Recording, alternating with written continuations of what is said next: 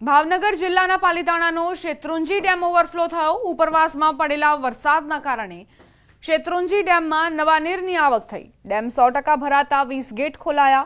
ડેમનું rule level જાળવવા 20 gate ખોલવામાં આવ્યા। 1 ફૂટ સુધી ખોલાયા। 1800 ક્યુસેક પાણી છોડવામાં આવી રહ્યું છે। પાણી છોડી પાલીતાણા અને તળાજાના ગામડાઓને એલર્ટ અપાયા। નદીના પટમાં અવરજવર ન કરવા માટે સૂચન કરાયું। સિંચાઈનું પાણી પૂરું પાડતો શેત્રુંજી ડેમ ઓવરફ્લો થતા જિલ્લાભરના લોકોમાં ખુશીની લાગણી વ્યાપી છે। ભાવનગર જિલ્લાનો પીવાના પાણીનો પ્રશ્ન પણ હલ થયો છે। આ શેત્રુંજી ડેમ ભરાઈ જવાથી નીચવાસના 100 થી 110 ગામોમાં આગામી સિઝન સારી રીતે પસાર થઈ શકશે, તેમજ ભાવનગર જિલ્લાનો પીવાના પાણીનો પ્રશ્ન હલ થઈ ગયેલ છે। અમરેલીના ખાંભા ગીરના ગ્રામ્ય વિસ્તારમાં ધોધમાર વરસાદ ખાબક્યો। તાતણિયા, ઉમરિયા, પીપળવા, ધાવડિયા, લાસામાં વરસાદ વરસ્યો। ઉપરવાસમાં સતત વરસાદથી ધાતરવડી નદીમાં ઘોડાપૂરની સ્થિતિ। ખાંભા શહેરની ધાતરવડી નદી બે કાંઠે વહી રહી છે।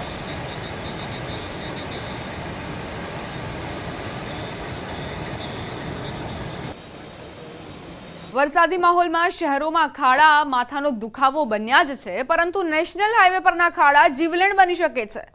ભારે વાહનોથી ધમધમતા નેશનલ હાઈવે પરના ખાડા ક્યારેક જીવલેણ સાબિત થઈ શકે છે। વલસાડમાં અમદાવાદ મુંબઈ હાઈવે પરના એક બનાવે દ્વિચક્રી વાહન ચાલકોની ચિંતા વધારી દીધી। નેશનલ હાઈવે પર પડેલા ખાડાના કારણે મોપેડ સવાર મહિલા પટકાઈ।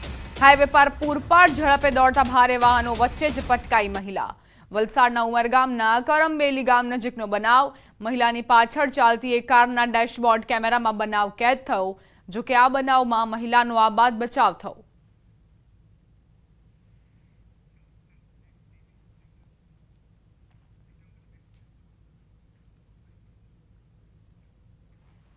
સમાચાર વડોદરાથી પ્રાપ્ત થઈ રહ્યા છે। તંત્રની ફરી ઘોર બેદરકારી સામે આવી। તંત્રએ ખોદેલા ખાડામાં બાળક ખાબક્યું। પુત્રને બચાવવા જતા પિતા પણ ખાડામાં પડ્યા। સ્થાનિકોની મદદથી બંનેને બહાર કઢાયા। પાણીની લાઈન માટે ખાડા ખોદવામાં આવ્યા હતા। આખી ઘટના સીસીટીવીમાં કેદ થઈ છે। તો કઈ રીતે એક બાળક ખાડામાં ખાબક્યું અને ત્યારબાદ તેના પિતા તેને બચાવવા જતા તે પણ ખાડામાં ખાબક્યા હતા। પાણીની લાઈન માટે આ ખાડા ખોદવામાં આવ્યા હતા। સવાલ એ થાય છે કે જ્યારે ચોમાસાની સિઝન આવતી હોય તે પહેલા જ કામગીરીને ખતમ કરી દેવી જોઈએ, અથવા તો ચોમાસા દરમિયાન આ કામગીરી જો શરૂ કરવામાં આવી તો આખરે કેમ કરવામાં આવી તેવા અનેક સવાલ ઉઠી રહ્યા છે। સીસીટીવીમાં આપ ઘટના જુઓ, કઈ રીતે પહેલા બાળકનું બેલેન્સ બગડે છે અને ત્યારબાદ પિતા પણ સંતુલન ગુમાવી દે છે તેને બચાવવાના ચક્કરમાં। દાહોદના ઝાલોદના કાળી મહુડી ગામે વરસાદે પ્રશાસનની પોલ ખોલી। માત્ર સામાન્ય વરસાદના કારણે નાળું તૂટી જતા ભારે હાલાકી સર્જાઈ। એક જ ગામના 3 નાળા પાણીમાં ધોવાતા વાહન ચાલકો અને રાહદારીઓને અવરજવર કરવામાં ભારે હાલાકી પડી। 2 નાળા માત્ર 3 વર્ષ પહેલા બનાવાયા હતા, જે થોડા જ વરસાદમાં તૂટતા ભ્રષ્ટાચાર આચરાયો હોવાનો આક્ષેપ પણ સ્થાનિકો મુકતા જોવા મળ્યા।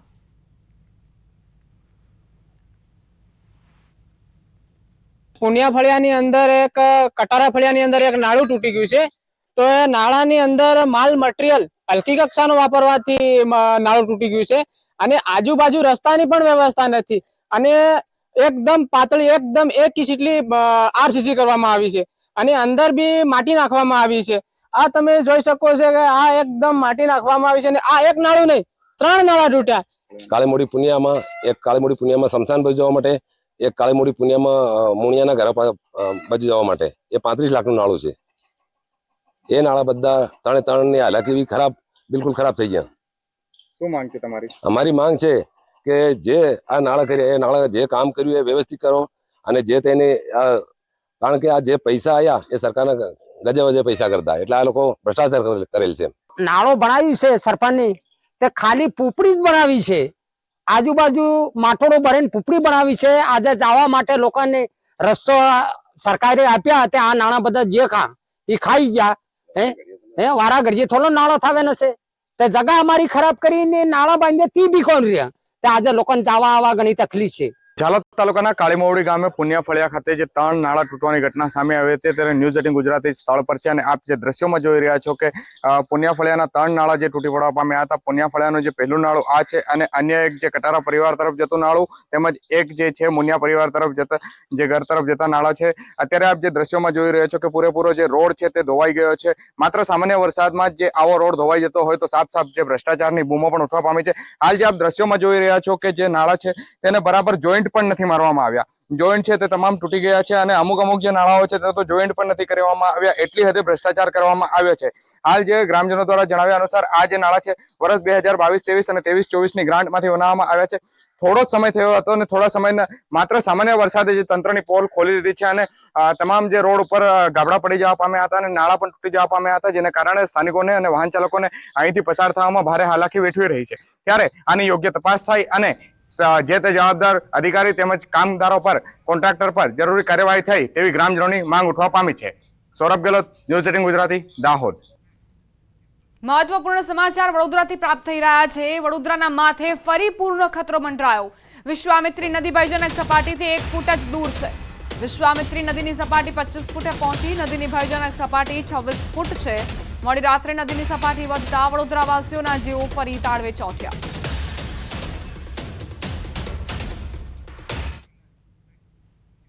સંવાદદાતા હાર્દિક દીક્ષિત જોડાઈ ગયા છે વધુ જાણકારી સાથે. હાર્દિક, અત્યારે શું સ્થિતિ છે વિશ્વામિત્રી નદીની અને વરસાદે વિરામ લીધો છે કે નહીં, અને ઉપરવાસમાંથી પાણી આવી રહ્યું છે તેને લઈને પણ માહિતી આપજો.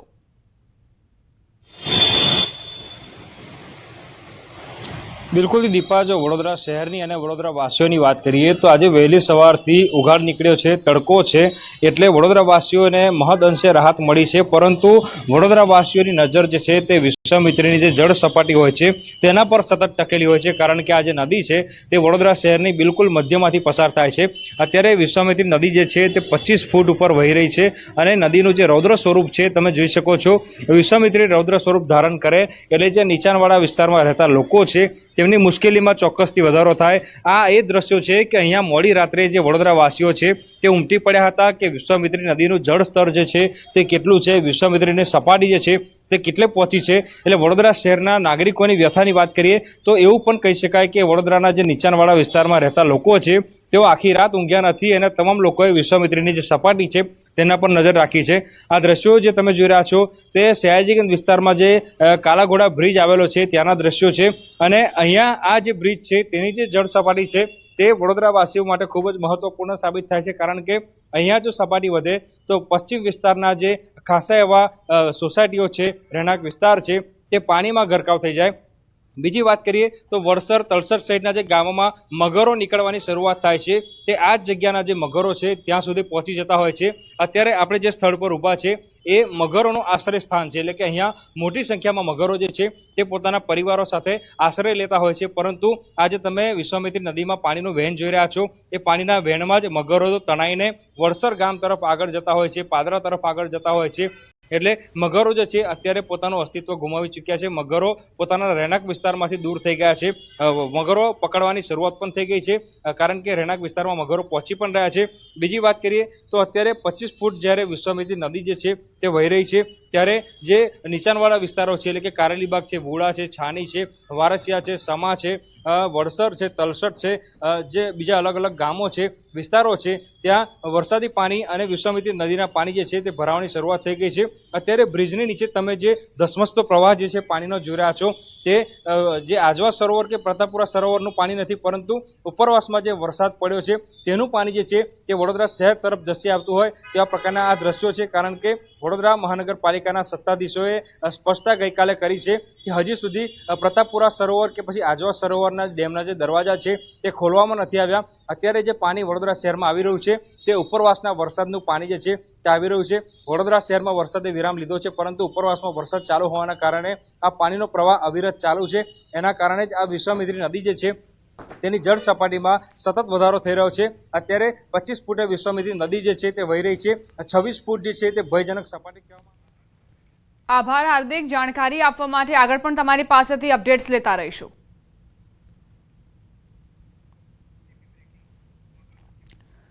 વડોદરાથી જ સમાચાર વિશ્વામિત્રી નદીના પાણી રોડ પર આવતા મગર રસ્તા પર નીકળ્યા. વડસર ગામ રાઠોડવાસ પાસે એક મહાકાય મગર દેખાયો. 8 ફૂટનો મહાકાય મગર આવી પહોંચતા સ્થાનિકોમાં ભય ફેલાયો. સ્થાનિકોએ જીવદયા પ્રેમીઓને જાણ કરતા મગરનું રેસ્ક્યુ કરાયું. ટીમના સભ્યોએ સ્થળ પર પહોંચી 1.5 કલાકની જહેમત બાદ મગરનું રેસ્ક્યુ કર્યું. મગરને વન વિભાગની ટીમને સોંપવામાં આવ્યો. વડસર ગામમાં 8 ફૂટનો આ મહાકાય મગર જેનું રેસ્ક્યુ કરવામાં આવ્યું છે. રહેણાંક વિસ્તારમાં આ મગર ઘૂસ્યો હતો. જીવદયા પ્રેમીઓને તાત્કાલિક જ જાણ કરવામાં આવી અને તેમણે મગરનું રેસ્ક્યુ કરી લીધું છે. પરંતુ જે વિશ્વામિત્રી નદીમાં પાણીનો પ્રવાહ વધ્યો છે, જળસ્તર વધ્યું છે, તેના કારણે જ આ મગરો હવે પોતાના વિસ્તારમાંથી બહાર આવીને રહેણાંક વિસ્તારોમાં પહોંચી રહ્યા છે. વડોદરાવાસીઓને એટલે જ ચિંતા, એટલે જ ભય.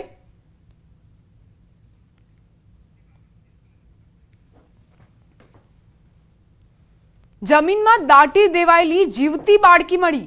સુરેન્દ્રનગરના હરિપર ગામની સીમનો બનાવ. દાટી દેવાયેલી જીવતી બાળકીનો વિડીયો સામે આવ્યો. ત્યજી દીધેલી હાલતમાં દાટી દેવાયેલી આ બાળકી મળી આવી છે. ખાડામાં બાળકી ઉપર માટી અને પથ્થર મુકાયા હતા. બાળકીના રડવાનો અવાજ સંભળાતા ખુલાસો થયો. સ્થાનિકોએ રડતી બાળકીને બહાર કાઢી હતી. દાટી દેવાયેલી બાળકીને બહાર કાઢી હોસ્પિટલમાં ખસેડાઈ. ધ્રાંગધ્રાના હરિપર ગામની સીમમાં આ બનાવ બન્યો હતો. બાળકીને સારવાર માટે અત્યારે હોસ્પિટલ ખસેડવામાં આવી છે. સવાલ એ કે આ બાળકીને, ત્યજી દીધેલી બાળકીને કોણ અહીં દાટી ગયું, એ પણ જીવતી બાળકીને. નિષ્ઠુરતાની હદ તો જુઓ. નવજાત આ બાળકી જેને માતાની મમતાની જરૂર છે, પરંતુ તેને ત્યજી દેવાઈ. તેની ઉપર માટી અને પથ્થરો નાખવામાં આવ્યા. બાળકી જીવતી હતી અને તેનો રડવાનો અવાજ સાંભળતા જ આસપાસના લોકો ત્યાં આવ્યા. જોયું તો આ બાળકીને દાટી દેવાઈ હતી.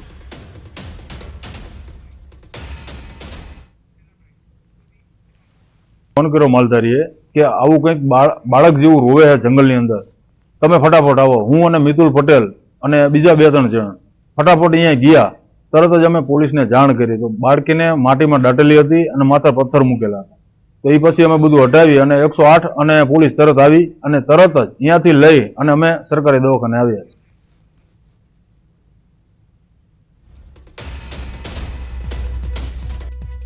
ન્યૂઝ 18 ગુજરાતીના સવાલ કે શું આટલી સસ્તી છે જિંદગી? કોણે બાળકીને તરછોડવાનું પાપ કર્યું? કોણ હતી એ નિષ્ઠુર માતા? કોણ જીવતી બાળકી જમીનમાં દાટી ગયું? શું કારણ હતું કે નવજાત બાળકીને આ રીતે દાટી દેવાય? આ પાપના આખરે જવાબદાર કોણ? તેને સજા મળવી જ જોઈએ. સંવાદદાતા અક્ષય જોડાઈ ગયા છે વધુ જાણકારી સાથે. અક્ષય, એક નવજાત બાળકી જેને જરૂર હતી માતાની હૂંફની, પિતાના પ્રેમની, અને તેને મળ્યું આ જમીનમાં દાટી દેવાય તેને. શું વધુ વિગત? જી, ચોક્કસથી વાત કરવામાં તો સુરેન્દ્રનગર જિલ્લામાં છેલ્લા 1 અઠવાડિયામાં આ પ્રકારનો બીજો બનાવ સામે આવ્યો છે. 4 દિવસ પહેલા મૂળી તાલુકાના એક ગ્રામ્ય વિસ્તારમાંથી આવી રીતે એક બાળકી મળી આવી હતી. ત્યારે ફરી એકવાર કોઈ જે માતા છે તેને પોતાનું પાપ છુપાવવા માટે થઈ અને બાળકીને જીવતી દાટી દેવાનો જે પ્રયાસ કર્યો છે, જેને લઈ અને સમગ્ર પંથકમાંથી લોકો આ નિષ્ઠુર માતા પ્રત્યે ફિટકારની લાગણી વરસાવી રહ્યા છે. હાલ પોલીસ દ્વારા અલગ અલગ હોસ્પિટલો તેમજ આસપાસના વિસ્તારમાં રહેતા પરપ્રાંતીય લોકો તેમજ અન્ય જેવા શંકાસ્પદ લોકો છે તેને અંગેની તપાસની કાર્યવાહી હાથ ધરવામાં આવી છે. પરંતુ ક્યાંક ને ક્યાંક બાળકીને જીવતી દાટી દેવાનો જે બનાવ છે તેને લઈ અને લોકોમાં આક્રોશની લાગણી જોવા મળી રહી છે. ને ક્યાંક ને ક્યાંક આ જે બાળકીના માટે જવાબદાર જે વ્યક્તિ છે તેની માતા અને પિતા તેના પ્રત્યે કડકમાં કડક કાર્યવાહી કરવામાં આવે તેવી લોકોમાં માંગ ઉઠવા પામી છે. આભાર અક્ષય જાણકારી આપવા માટે.